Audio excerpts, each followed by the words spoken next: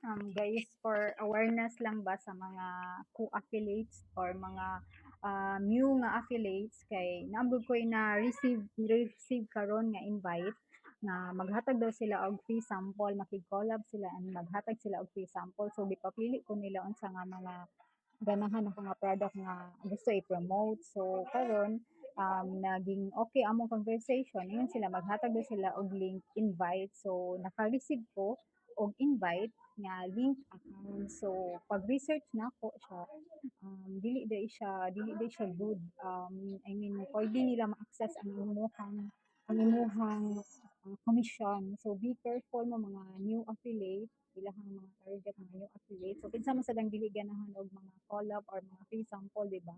Be careful lang mo ani guys, be aware. Ayaw mo pag-accept, i-decline ninyo ang mga link account.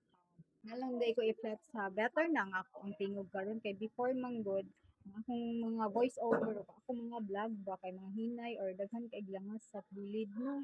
Karon kay mura better na siya. Okay? Kani day akong gigamit o nga microphone.